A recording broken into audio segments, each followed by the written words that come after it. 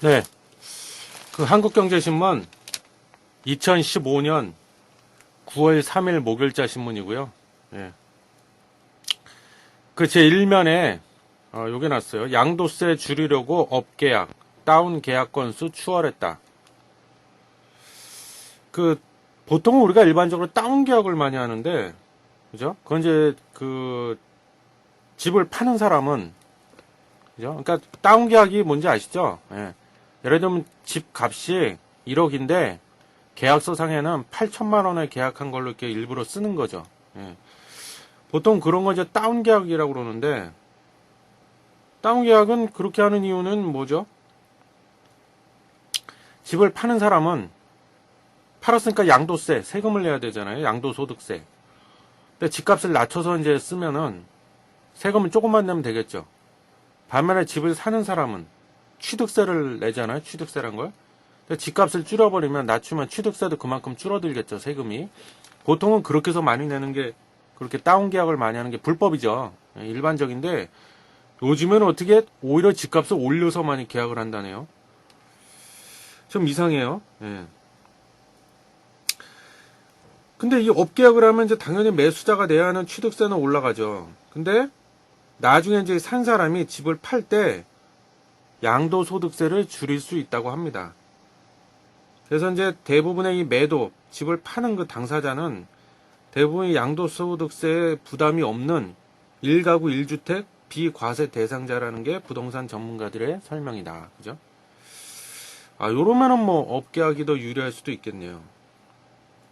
근데 그 우리가 이제 그 핵심을 알아야겠죠. 왜 그럼 이렇게 업계약, 다운계약이 아니라 업계약 건수가 이렇게 왜 갑자기 급격하게 늘어났는가? 여기서 포인트는 향후에, 그러니까 대부분의 사람들이 향후에 집값이 많이 오를 거라고 생각을 하기 때문에 그렇다는 거죠. 예. 즉 부동산 시장이 또 살아나서 집값이 많이 오를 거다. 그럼 왜 대부분의 사람들이 이렇게 생각을 할까요? 뭘 왜 그래? 예? 작년부터 최경환 부총리가 부임하고 나서부터 부동산 시장을 건드리기 시작했잖아요. 그래서 부동산 시장에 거품을 만들어 버렸죠. 예. 물론 그게 또 뭐 언제 꺼질지 모르지만. 그러니까 다 이렇게 생각하는 것 같아요, 사람들이. 그죠? 뭐 그런 기사 났고요. 그 다음에 뭐 지금 구입 부동산 대책이란 걸 또 내놨대요. 일면에 보니까. 그래서 재건축 알박기 없앤다. 이렇게 됐죠. 그래서 서민 중산층 주거 안정 강화 방안, 일명 구입 부동산 대책을 정부에서 발표했다고 합니다. 그 기사가 떴어요. 예. 근데 여기에 그 핵심 기사는 재건축 알박기 없앤다. 그죠? 재건축을 하려면 이제 또 기간도 오래 걸리고 복잡하죠. 그리고 그 조합을 만들어야 되는데, 물론 이제 조합원은 그 기존에 살고 있던 주민들이 대부분이겠죠.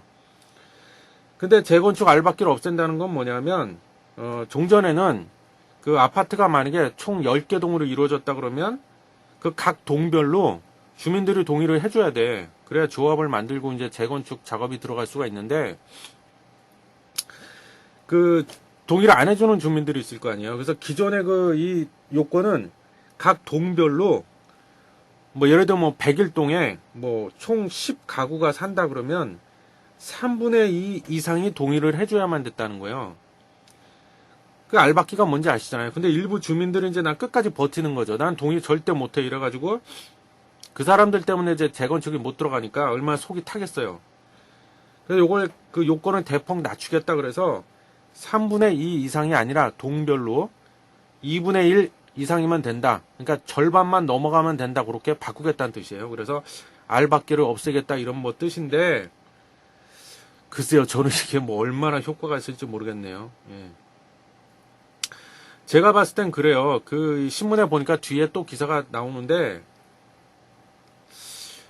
여전히 아직도 정부에서는 부동산을 띄우려고 하는 의지가 굉장히 강하구나, 그런 걸 계속 느껴집니다, 지금. 네. 그래서 재건축 알박기 없앤다는 건 다른 말로 뭐예요? 바꿔서 얘기하면,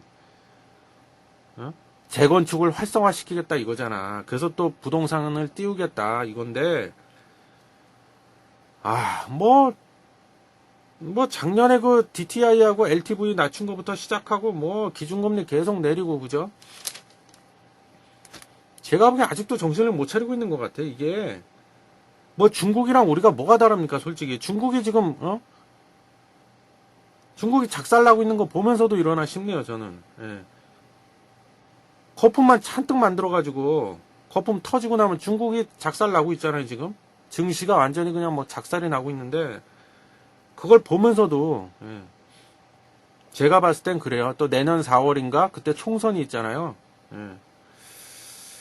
그러다 보니까 아무래도 또 이제 표 따먹으려고 우리나라는 특히 부동산이 그죠? 부동산에 대해서 뭐라고 해야 돼? 집착이라고 해야 되나? 애착이라고 해야 되나?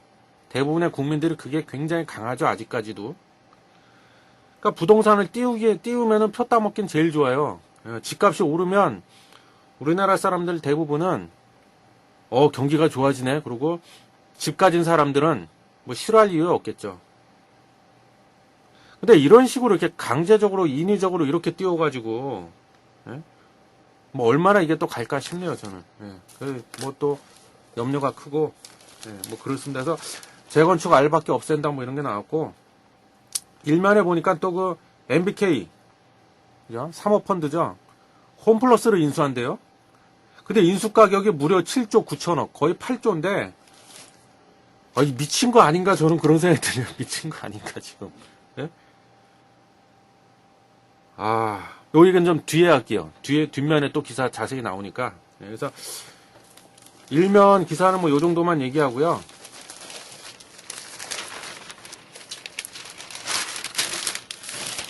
자, A3면 가겠습니다. 그 일면의 그 부동산 대책과 뭐 연관된 기사네요. 낡은 집 리모델링을 해서 1인 가구에 대해 임대한다. 집주인 리모델링 임대주택 이렇게 이름을 붙였네요. 잠깐 읽어볼게요. 내년부터 연 1.5%의 저리 대출을 통해 노후 단독 다가구 주택을 리모델링한 뒤 대학생과 홀몸 노인 등 1인 가구에 임대를 줘서 집주인의 임대소득과 저소득층의 주거난을 동시에 해결할 수 있는 임대주택이 나온다. 정부는 지은 지 15년이 지난 단독 다가구 주택 150가구를 리모델링해서 새로 만들어진 주택 1000가구를 주거 취약계층에게 주변 임대료의 50 내지 80% 수준으로 제공하는 임대사업을 시범적으로 펼치기로 했다. 이게 그러니까 뭐냐면요. 단독주택 같은 거, 그죠? 그거 쉽게 말하면 그거야. 우리 정부에서, 국가에서 니네한테 연 1.5%에 아주 싸게 저리로 돈을 빌려줄 테니까 그 돈 빌려다가 리모델링을 해라. 그래서 임대를 놔라 이거예요. 그죠? 그러니까 예를 들면 단독주택 같은 경우에는 단독이니까 한 가구밖에 없잖아요. 근데 이거를 2층, 3층으로 이렇게 다가구나 이런 걸로 이렇게 다세대 또는 다가구 주택으로 만들어가지고 쪼개는 거죠. 쪼개가지고 가구 수를 늘려버리는 거죠. 뭐 10가구 이런 식으로. 그래서 각 가구마다 혼자 사는 사람들 위주로 해서 그 사람들한테 임대를 줘서 월세를 받아먹어라 이거야. 명분은 그래요. 그러면은 이제 집주인 입장에서는 소득이 생기니까, 월세 소득이 생기니까 좋은 거고, 집 없는 서민들, 특히 혼자 사는 사람들, 뭐 독거노인 이런 양반들은 싼 가격에 뭐 내 집은 아니지만 그래도 주거지가 생기니까 서로 좋은 거다 이거야. 근데 저는 이게 집주인들이 과연 얼마나 여기에 응할까 싶네요. 저는 내가 만약에 집주인이야. 내가 지금 단독주택을 내 집을 갖고 살고 있어. 근데 아무리 이자가 싸다고 이거를 대출을 받아가지고 리모델링해서 세를 놔? 근데 그것도 월세도 내 마음대로 받을 수도 없어. 주변 시세보다 싸게 놔야 돼. 그리고 여기 그 결정적인 게요. 여기 기사에 이렇게 났어. 그럼 집주인 입장에서는 뭔가 메리트가 있어야 이걸 적극 동참할 거 아닙니까? 여기 근데 계산을 해보니까 8년 동안 임대를 놔버리면 집주인 입장에서는 매월 60만원씩 적자가 난대요. 리모델링 비용이 여기 뭐 뽑아놓은 건 그래. 뭐 3.3 제곱미터당 400만원으로 책정을 했을 때 보통 한 1억 9,200만원 정도 든다. 약 2억 가까이 드는데 그럼 2억이라고 치고 1년에 1.5% 이자니까 얼마예요? 1년 동안에 250만원 이자 내는 거야. 그걸 12개월로 나누면 뭐 20만원이 채 안 되겠네요. 물론 이자 부담은 없지만 중요한 거 내가 소득이 생겨야 되는데 8년 임대하면은 66만원 적자, 12년을 임대하면 똔똔, 뭐 손해도 없고 이득도 없고 20년 동안 임대를 해야지 매월 54만 원씩 이득이 생긴답니다. 이걸 할까 나 같으면 나 안 할 것 같은데 별로. 차라리 내가 좀 만약에 내가 가능하다면 차라리 요즘 이자도 싸겠다 대출을 받아갖고 다른 데다 투자를 해버리고 말지. 골치 아프게 뭐 세입자 받아갖고 이 사람들이 원래부터 임대 사업을 하던 사람이면 모르겠지만 굳이 이걸 골치 아프게 그것도 뭐 의무 임대 기간이 있대요. 의무적으로 임대해야 되는 기간이 최소 8년, 최장 20년까지다. 나 같으면 안 합니다. 이걸 대책이라고 내놨나? 그래서 뭐 서민용 그 주택 공급을 늘리겠다. 아, 참. 자, 저는 그런 생각이 들어요. 그 구입 부동산 대책이라고 내놨는데, 뭐 항상 그렇죠. 뭐 뻑하면 뭐 부동산 대책이랍시고 내놓는데 보면은 다 그 나물에 그 밥이야. 뭐 획기적인 게 없어. 맨날 하던 거 재탕, 삼탕 조금씩 바꿔갖고 또 내놓고 또 내놓고 이게 뭔 대책이라고. 그 아까 그 일면 기사에서도 말씀드렸지만 뭐 알바끼 막는다 그거하고 그러니까 이게 지금 정부에서 하는 게 제가 느끼는 건 그래요. 부동산을 계속 띄우겠다 이건데 아니 띄우는 게 중요한 게 아니라 글쎄요 뭐 항상 뭐 임시 방편 그때 그냥 난 몰라 다음 정권 잡은 놈이 또 알아서 해 그러고 이제 설거지 맡기는 것 같다는 인상밖에 안 드네요. 근데 당분간은 뭐 반짝이겠지만 단기적으로 봤을 때는 이렇게 하면 부동산 약발이 먹히게 하겠죠. 특히 재건축 지금 우리 그 많잖아요. 저쪽 그 어디야 삼성동에도 아마 그 상하 아파트인가 뭐 그것도 지금 10몇 년째 지금 재건축을 못 하고 있죠. 한다 하면서 계속 못 하고 있죠. 주민들 반대가 커서. 그러면 과천의 그 주공 아파트 그런데 그리고 저 개포동 주공 아파트 이런데 뭐 저기 또 음마 아파트 이런데 이렇게 되면 이제 재건축 시장이 들썩거리게 하겠죠. 근데 재건축이 저렇게 해서 만약에 활발해지면 이제 저는 그러게 또 걱정이에요. 가뜩이나 지금 전세가 씨가 말라서 전세 값이 뭐 하늘 높은 줄 모르고 치솟고 있는데 저렇게 진짜 재건축 시장이 살아나서 막 활성화되고 뭐 그 묶여있던 것들이 진짜 조합이 만들어지고 이제 재건축 들어가기 시작하면 여기 살던 사람이 어디 이사를 가야 될 거 아닙니까? 그럼 이사 물량이 한꺼번에 몰려버리면 가뜩이나 전세가 씨가 말랐는데 제가 보기엔 이게 잘못하다 올해 지금 9월달이죠. 거의 이사철 됐죠. 시즌인데 아주 그냥 이사 대란이 일어날 것 같아. 그냥 집을 못 구해갖고 그리고 또 하나는 이제 이건 뭐 주식 투자 연관을 지어서 생각해 본다면 건자재주 있잖아요. 건축 그 관련 자재들 이런 거, 인테리어 관련 자재. 그 관련주들이 또 들썩들썩 할 것 같다는 생각이 드네요.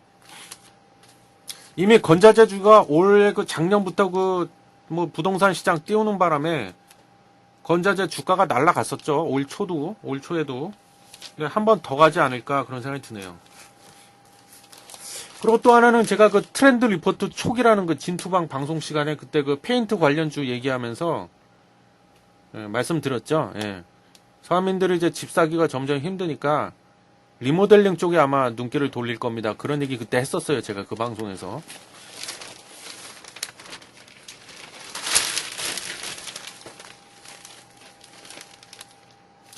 자, A5면인데요. 박근혜 대통령이 중국 갔죠? 그 전승일 기념 그 열병식 그거 참석한다고 기사가 났어요. 한중 정상 한반도 비핵화 목표 견지 6자 회담 조속한 재개 필요 뭐 이런 기사가 떴네요. 1시간 40분간 회담 특별 오찬. 그 시진핑 주석이랑 뭐 얘기를 했대요. 회담을 했는데 뭐 주요 내용이 뭔가고 봤더니 한반도 긴장 고조시키는 어떠한 행동에도 반대한다. 북한에 비핵화 목표 확고히 견지한다. 6자 회담 조속 재개한다. 한중일 정상회의 10월 말이나 11월 초에 개최한다. 뭐 이 정도로 이제 합의가 됐대요. 회담 주 내용이. 근데 이거는 뭐 옛날부터 떠들던 얘기도 그죠? 여기도 나왔어요. 2013년 6월 27일, 10월 7일, 2014년 3월 23일, 7월 3일, 11월 10일 그리고 어제 2015년 9월 2일. 주 회담 내용이 뭔가 보면 다 똑같아. 뭐 북한의 핵보유 추가 핵실험 반대한다. 육자 회담 조기 개최 여건이 필요하다. 뭐 지난번에 다 옛날에 했던 것들. 뭐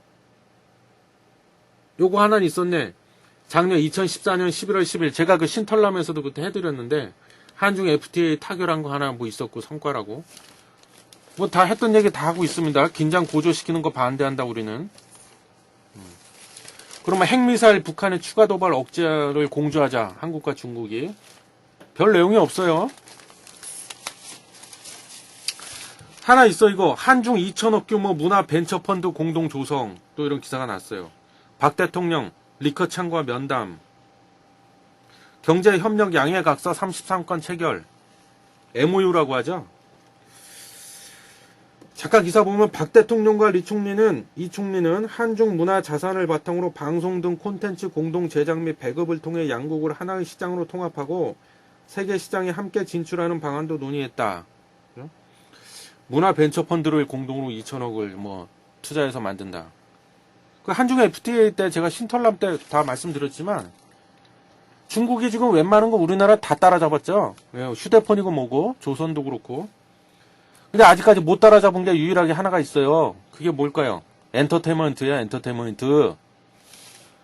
요거는 단기간에 따라잡기가 힘들죠. 왜냐면 그 아시겠지만 문화라는 거는 그 민족이 100년, 1000년, 2000년 살아오면서 그 민족이 갖고 있는 정신이란 말이야. 근데 이거를 어떻게 콘텐츠 이런 거 하루아침에 안 되죠. 이건 기술이 뭐 아무리 좋다고 해도.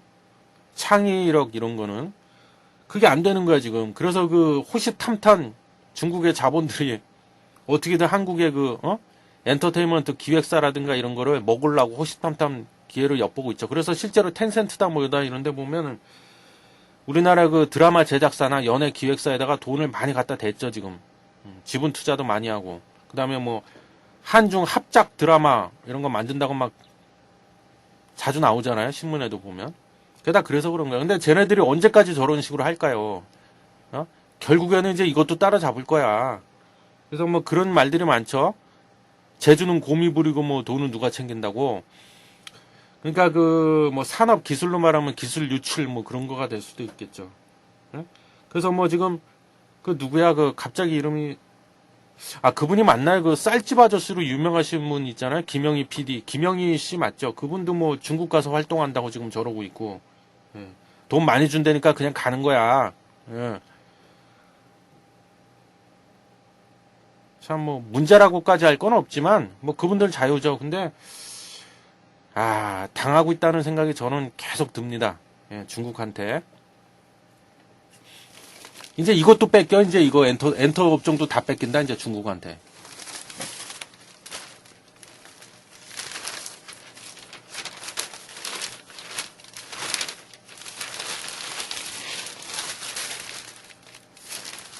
자, 그 다음에 A 신면인데요. 야, 기사 제목이 이거야. 재고로 만리장성 쌀판. 중국 소비 부진에 커지는 경착륙 공포. 재고가 급증하고 있답니다. 중국에서.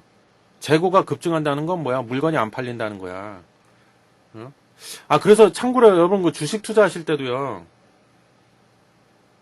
엔터업종 이런 거는 뭐 재고가 있을 리 없으니까 그건 빼고 대부분의 제조업종들 보시면요.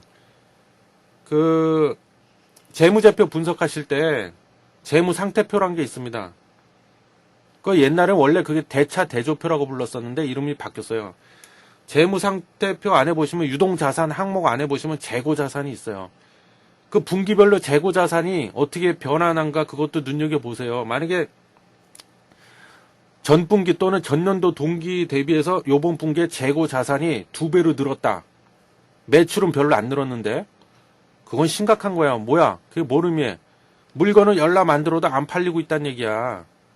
그죠? 중국도 지금 그렇대요. 그래서 중국의 재고 거품이 중국 경제의 경착륙 우려를 키운다는 지적이 나오고 있다. 올해 7% 성장을 예상하고 생산을 늘린 기업들이 소비 부진으로 인해 고스란히 쌓인 재고 역풍 때문에 수익성 악화, 고용 축소, 노사분규 급증의 악순환에 시달리고 있다는 소식이다. 올해 들어서 7월까지 쌓인 중국의 자동차 재고가 144만 대랍니다. 전년도 동기하고 비교해 봤을 때 67%나 늘었대요, 재고가. 심각한 거죠. 일본의 그 도요타 자동차도 중국 내 판매 부진으로 재고가 쌓이면서 일본에서 수출 물량이 48% 감소했다. 현대차도 7월 중국 판매가 전년 동기 대비 32% 감소한 54,160대에 그쳤다. 안 팔린다는 얘기예요. 근데 이렇게 되면은 심각한 게 뭐예요? 자, 보세요. 기업의 재고 부담 증가에 따른 수익성 악화에 뭔가 대책을 마련해야 되잖아요. 기업도 물건이 안 팔리는데 임금의 삭감 깎고 그리고 인원 감축 잘러 다 거기 나서면서 노사분규가 급증을 하고 있답니다. 예? 그 얼마 전에 왜 중국에서 위안화를 평가 절하시켜 버렸잖아요. 기술적으로. 그 말은 뭐 환율을 끌어올렸다는 얘기죠. 왜 그랬을까요? 말로는 그래. 수출업체를 살리겠다. 제가 봤을 땐 정치적인 이유가 다분합니다. 왜 수출업체를 살리려고 그래? 여기 나와 있잖아. 지금 중국에서 노사분규가 장난이 아니랍니다. 예. 잘못하다 정권 유지도 안 돼. 근데 물론 공산당이다 보니까 하루아침에 뭐 정권이 무너지진 않겠죠, 중국은. 하지만 정권 유지하는 데 있어서 계속 해먹는 데 있어서 타격이 올 수도 있죠. 그래서 부랴부랴 욕 처먹을 거 각오하고 평가 절하시켜버린 거예요. 올해 들어 중국에서 7월까지 노사분규 건수가 1390건. 전년도 동기하고 대비했을 때 158% 급증을 했답니다. 노사분규가. 우리나라 그 노태우 정권 때 그 노사분규 일어났었잖아요. 그때가 생각이 납니다. 저는. 왜 노사분규가 일어나? 중국 사람들도 이제 머리가 깨기 시작한 거죠. 의식이 트이는 거지. 그동안 내가 속고 살았구나. 당하고 살았구나. 이놈의 중국은 도대체가 회복될 기미가 안 보이네요. 예. 뭐 우리나라 증시도 걔 작사를 내놓더니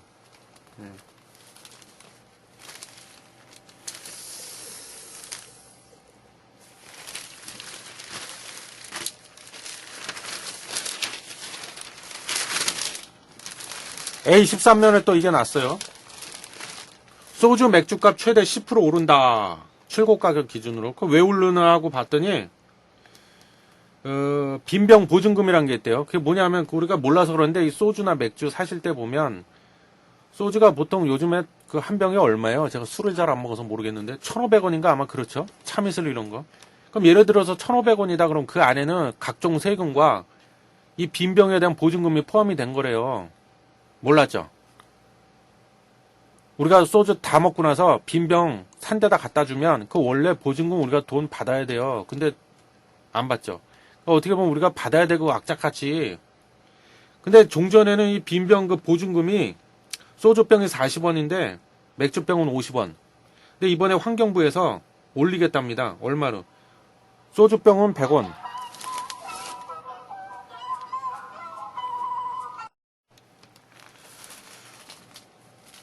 그래서 그 소주병이 40원 하던 거를 100원으로 올리고요. 맥주병은 50원 하던 거를 130원으로 올리겠답니다. 그럼 당연히 소주 그 판매 업체에서는 당연히 판매 가격에 반영을 해야 되잖아요. 어떻게 보면 원가가 더 들어간 건데. 그래서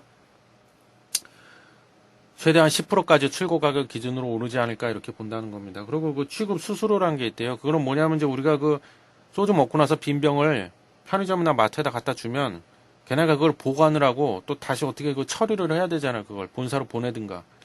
거기에 대한 그 수수료랍니다. 야, 별걸 다 붙여먹네. 예. 우리 악착같이 받아야 돼요, 여러분. 예? 그래서 뭐 그런 내용이야. 그래서 근데 이제 그 제조업체 소주 만들고 이런 데서는 보증금하고 취급 수수료를 전부 다 그 술 판매 가격에다 적용을 시켜서 같이 인상을 해야 된다 이렇게 주장하는 건데 환경부에서는 웃기지 마라. 보증금만 적용해라 이거지. 뭐 내가 제조업체라도 그럴 것 같아. 둘 다 적용하려고 하겠죠. 바본가? 근데 이렇게 되면 그 소주 만드는 업체들 뭐 예를 들면 무학 그죠? 제가 평소에 막 강하게 떠들었던 한 1년, 2년 전부터 얘기했던 무학 주가 많이 올랐죠. 무학이라든가 그 하이트진로 그다음에 뭐 이런 것들의 이제 그 주가도 아마 영향을 받을 것 같아요. 단기적으로.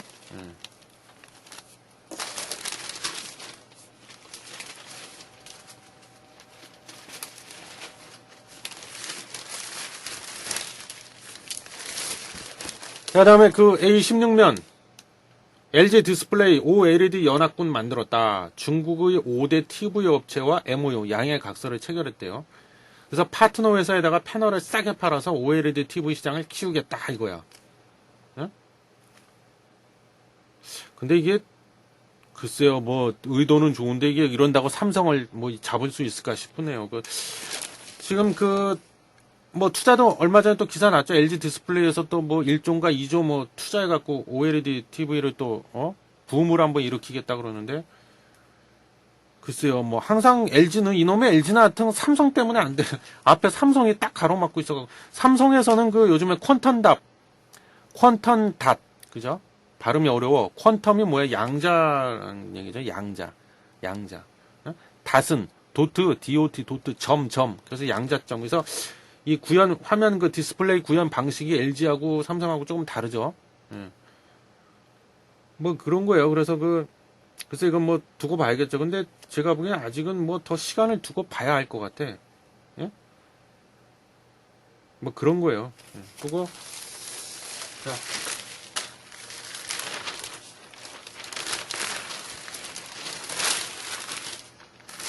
자, A21면에, 자, 또 이게 났어요. 반려동물 인구가 1000만 시대, 달아오르는 동물의약품 시장. 저도 지금 그 역삼동 사는데요. 여기 보면은, 그냥 개파냐, 동네가 개파는 그냥. 어떻게 사람 소리보다 개 소리가 더 많이 들리고, 진짜로 농담이 아니에요. 그리고 저기 그 사람보다 개가 더 많이 보여, 길거리 나가보면. 이거 트렌드죠. 제가 안 그래도 이거 트렌드 리포트 그 시간에 이 반려동물을 한번 할까 좀 생각 중이었는데 마침 기사가 떴어요. 대세죠, 대세. 반려동물을 당연히 키우는 사람이 늘어날 수밖에 없죠. 왜 그래? 1인 가구하고 맞물려 있는 거죠. 외롭잖아. 그죠? 1인 가구가 뭐 특히 강남 이쪽에는 저 사는 동네도 그렇고 보면은 그냥 1인 가구들 천지야. 죄다 혼자 살아. 외롭지도 않은가 봐. 예? 근데 이게 동물이잖아, 이게. 개나 고양이도 그렇고. 요즘에는 무슨 희한하게 뭐 거미에다가 뭐 이렇게 도마뱀을 키우는 인간들이 있더라고. 참 희한해. 물론 뭐 취향에 따라 그런 거겠지만, 뭐 하여튼. 동물이잖아. 사람과 마찬가지란 말이야. 아플 수가 있단 말이야. 그죠? 그래서 요즘에는 일반 약국도요, 리모델링을 해갖고, 저도 실제로 봤어요. 저희 동네도 좀 있는데, 리모델링을 해갖고 한쪽 편에다가 동물의약품, 동물약만 전문적으로 파는 코너를 또 따로 만들어 놨더라고요. 그냥 뭘 의미하겠어. 그래서 여기 보면 그 동물약국이 3,305개가 생겼대요. 3년 동안에 4배가 늘었답니다. 그리고 동물의약품 시장이 1조 4,420억. 그래서 국내에서는 CTC바이오, 중앙백신 등의 주요 업체들이다. CTC바이오는 지난해 항균, 항생제, 해열제 등 가축용 의약품으로만 전체 매출 이 1218억인데 그 중에 60%인 727억으로 올렸답니다. 중앙백신은 동물백신으로 유명하죠. 그래서 구제역 터졌다 그러면 항상 테마주야. 이것도 아주 지랄 연병을 하죠. 중앙백신 주가가. 중앙백신도 전년보다 21.8% 늘어나 296억의 매출을 올렸답니다. 그리고 중앙백신은 올해 안에 애견백신 생산시설을 20%나 증설할 계획이래요. 왜 증설할까? 돈이 되니까 팔린다는 얘기잖아. 근데 이제 한 가지 좀 우리 사람하고 다른 거는 이 동물의약품 쪽에서는 주로 이제 그 백신이 제일 많다는 거죠. 백신. 그 다음에 뭐 심장 사상충제 그런 거, 구충제 이런 거. 주로 그쪽이 많죠. 뭐 우리 사람처럼 얘네들이 뭐 술을 많이 처먹어가지고 뭐 간경화에 걸리고 뭐 그러겠어요. 예? 아니 뭐 당뇨병 걸리고. 그래서 의약품 시장이 여기 커진다고는 하는데 제가 봤을 때는요. 커지긴 커질 거야. 커지는데 이게 뭐 그냥 어마어마하게 막 그렇게 폭발적으로 커지지는 않을 거라고 봅니다, 저는. 예. 하여튼 뭐 그런 기사가 나왔어요.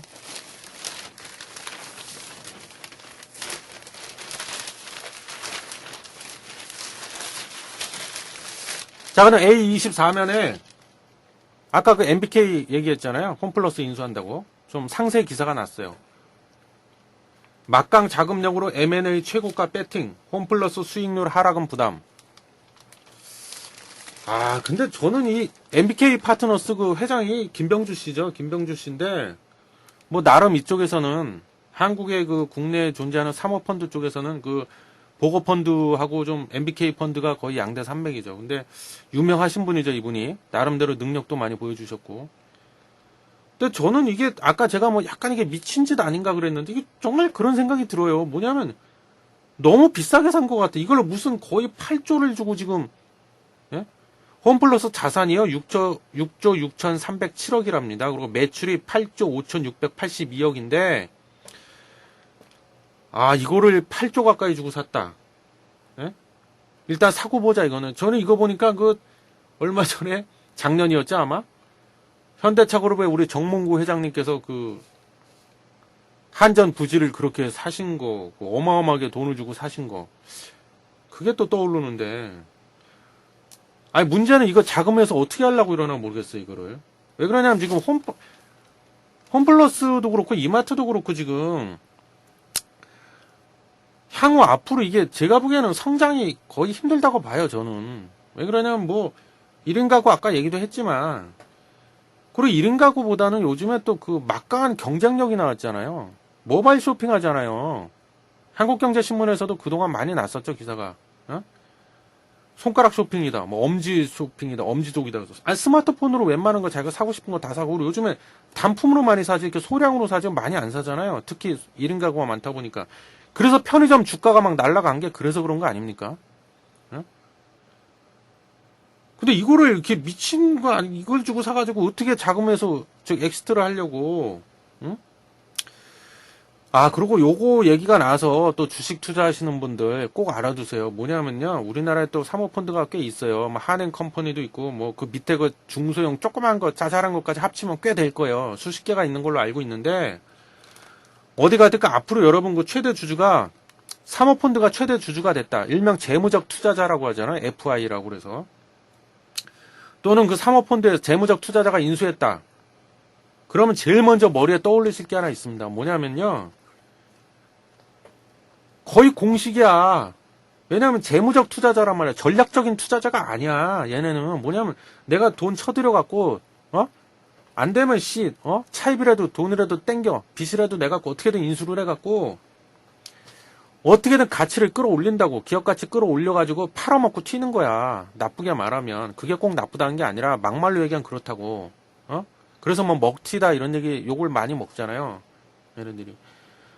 그래서 이 사람들이 그럼 어떻게 해야 돼? 내가 8조나 주고 샀는데 그러면은 냉겨먹고 팔아먹어야 될 거 아니야. 이거 반드시 매각하게 돼 있어요. 그 매각하는 거 파는 거 자체가 나쁜 게 아니야. 사모펀드니까 펀드잖아. 당연히 그 매각해서 차익 남겨야지. 그게 나쁘다는 게 아니라 그럼 매각을 하려면은 본전에 팔면 돼요? 손해보고 팔면 돼? 그럼 펀드 펀드에다 돈 된 쩐주들이 있을 거 아니야. 그 유동성 공급자라고 해서 LP라고 보통 부르는데요. 걔네들이 가만히 있겠습니까 또? 그리고 이자도 줘야 돼. 돈 됐잖아 그 사람들이. 그 사람들 돈으로 인수를 했는데 그 사람들한테 이자도 줘야 되고 배당도 해줘야 된단 말이야. 이자 많이 주고 배당 많이 해줘야 이 사람들이 좋아하고 군말 없이 그냥 입 다물고 가만히 있을 거 아닙니까? 잘한다 잘한다 이러면서. 그럼 봐봐요. 이자도 많이 줘야 돼. 배당도 많이 줘야 돼. 그 다음에 결국에 매각 차익 남겨먹고 팔아야 돼. 그럼 어떻게 돼? 수단 방법 안 가리고 가치 끌어올려야 돼. 매출을 일으켜야 돼. 매출 끌어올리고 영업이익 끌어올려야 된단 말이야. 그래서 이 사람들이 보통 하는 짓이 뭐냐면 거의 대부분이 딱 인수했다 그러면 뭐부터 합니까? 물론 오해하지 마세요. 이 MBK 파트너가 홈플러스를 최종적으로 확정돼갖고 인수하고 나면 100%이 김병주 회장도 그렇게 할 겁니다. 그런 건 아니야. 근데 그렇게 할 확률이 매우 높다 그 뜻이에요. 확률이. 그럴 수밖에 없죠. 거의 공식화돼 있는데. 일단 원가를 최대한 낮춰야 돼. 원가. 비용을 최대한 줄입니다. 그래서 마른 수건도 짜낸다 이런 말이 있잖아요. 그래서 원가를 제일 많이 빨리 원가를 줄일 수 있는 가장 쉬운 방법이 뭐예요? 구조조정하는 거야. 구조조정이라 하면 다른 말로 뭐야? 사람 자른다고. 다 잘라버린다고. 응? 그래서 욕을 많이 먹죠. 그래서요. 지금까지도 보면 이런 사모펀드에서 인수해갖고 최대 주주가 됐다 그러면은 노동조합, 노조에서 가만히 안 있습니다. 어마어마하게 반발을 해요. 자기 목숨 걸고 반발합니다. 투쟁합니다. 그 사람들 왜 그래? 자기네들 해고당하게 생겼거든. 밥줄이 끊어지게 생겼단 말이야. 그래서 그 케이블 방송 중에 CNM이라고 있잖아요. CNM. 강남 쪽에 그 케이블 사업 맡아서 하고 있는 그 CNM. 신문에서도 얼마 전 났죠. 몇 번 났었어, 내 기억으로는. 거기 노조원인가 그 노동자분들이 다 비정규직이야, 또 그 사람들은. 그 사람들 막 그 자살하고 이러잖아. 어? 그래서 그래. 사람부터 자른다고. 두 번째 하는 짓이 뭐예요? 자산을 웬만한 자산 다 매각 팔아버린다고. 응? 이 홈플러스 같은 경우에는 전국에 만약에 홈플러스 매장이 100개가 있다 그러면 100개 중에서 뭐 한 20개, 30개를 그 매장을 팔아버려 그냥. 돈 받고 팔아 넘긴다고 그냥. 응? 그리고 세 번째 하는 짓이 뭡니까? 그렇게 해서 영업이익을 끌어올리고 최대한 수익성을 끌어올리고 두 번째는 뭐야? 매출을 어떻게든 매출을 끌어올려야 돼. 어? 그래서 별짓을 다 하죠. 그래서 예전에 이 ING 생명도, 공교롭게도 또 ING 생명도 여기서 인수를 했었구나, 예전에. ING 생명도 사모펀드한테 그 인수되고 나서 어떻게 했냐면, 거기는 또 거꾸로 했어. 이건 보험이잖아. 보험이다 보니까 보험 설계사들의 매출을 많이 일으키잖아요. 아직까지는 온라인이 약하잖아, 보험사는. 주로 우리 오프라인으로 보험 설계사 통해서 가입을 하잖아. 아직까지는 그래도. 대다수가. 보험 설계사를 어마어마하게 뽑았어. 뽑아가지고 그냥 빨리 보험 영업해서 빨리 건수 만들어 오라 이거지. 건수 올려라 이거지. 어? ING 생명은 또 그랬었다고. 어? 야, 이 MBK가 웬만한 거 다 인수했네. 여기 기사 보니까 제가 조금 전에 말했던 거 CNM 있죠. CNM. 그것도 MBK가 인수했었네. 여기 보니까. 아마 근데 얘네가 MBK가 단독으로 인수한 게 아니고요. 그 경쟁 사모펀드가 있었는데 아마 걔네랑 그 서로 얘기를 해갖고 그 조인을 해갖고 페이퍼 컴퍼니 아마 차렸을 거야. 그 페이퍼 컴퍼니 명의로 인수를 했을 거야 아마. 예. 제 기억은 그런 걸로 알고 있는데 하여튼 뭐 그렇습니다. 그래서 이걸 어떻게 이거 자금 회수 또 뭐 어떻게 해서 그런 식으로 해서 자금 회수하겠지. 어? 이거를 10년 20년 들고 가겠습니까? 절대 안 그렇지. 빨리 치고 빠져서 차익 남겨 먹어야 되는데. 그 여기 기사에는 그렇게 났어요. 그 자산 유동화 분할 매각 수순 밟을 듯 하다. 잠깐 읽어볼게요. MBK의 투자금 회수 전략에 관심이 모아지는 것도 이 때문이다. IB 업계, 투자은행 업계에서는 MBK가 자산 유동화를 하고 그 다음에 분할 매각 이런 식으로 출구 전략을 쓸 것으로 보고 있답니다. 이 자산 유동화란 말이 어렵죠. 뭐 자산 유동화 증권 제가 예전에 신털람 할 때 자산 유동화 증권 ABS 이런 얘기도 좀 설명을 자세히 드리고 그랬었는데 ABCP 이런 거. 참고로 그때 그거 찾아서 보세요. 자, 유튜브에다 있어요. 찾아서 보시고요. 자산 유동화를 통해 현금을 최대한 빨아들일 것으로 전망된다. 140개 대형마트, 홈에버 매장까지 포함해서 지금 현재 전국에 140개가 있대요. 이 점포가. 근데 그 중에서 세일 앤 리스백, 이거 어렵죠. 뭐게 봐요. 뭐냐면 내가 그 점포 소유주, 예를 들면 그 홈플러스 뭐 창동 지점이 하나 있어. 창동역에 만약에 그 매장 점포가 있어. 그거를 일단은 팔어. 1,000억이든 2,000억이든 돈 받고 팔어. 그런 다음에 내가 거기 그걸 임대해서 쓰는 거야. 그러니까 세입자가 되는 거죠. 예전에 내가 주인이었는데 이제 세입자로 바뀌어버린 거야. 그런 걸 보통 세일 앤 리스백이라고 합니다. 이런 방식으로 이미 자산 유동화가 이루어진 곳은 서울 영등포점하고 금천전 등 13곳에 불과하다. 이미 이 140개 중에서 13군데는 이미 이렇게 해놨대요. 자산 유동화가 어느 정도 이루어지고 나면 분할 매각 쪼개서 파는 걸로 예상된다. 다 파네. 자산 매각한다고 그랬죠, 제가. 또 일단 828개 점포 갖고 있는 슈퍼마켓이 있잖아요, 얘네가 또. 홈플러스 익스프레스라고. 저희 동네도 있습니다. 이걸 또 분할 쪼개가지고 규모를 줄이는 방안. 그죠? 제가 아까 그랬잖아요. 비용 절감한다, 원가 절감하고 자산 판다. 마른 수건도 짜낸다. 그러고 있는 거야, 지금. 뭐, 뻔하지, 뭐. 이런 방법 말고 뭐가 있겠어. 이렇게 비싸게 주고 샀는데.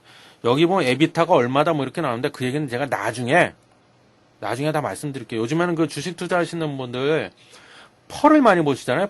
퍼에서 뭐 퍼가 10배다. 뭐 업종에 따라 다르지만 보통 평균적으로 퍼가 10배다. 그럼 뭐 적정 주가다 이렇게 보는데 사실은 퍼도 그렇게 정확하진 않습니다. 정확하지 않고 제가 봤을 때 에비타가 더 정확해. 현금 창출 능력. 그게 더 정확한데 그건 나중에 제가 그 진투방 시간에 한번 해드릴게요. 에비타가 뭔지, 그 에비타 보는 방법, 그리고 왜 중요한지 이런 거. 기업을 제대로 분석할 줄 알으셔야죠. 예. 그래서 홈플러스 MBK가 뭐 인수한다 이런 기사가 났어요. 예.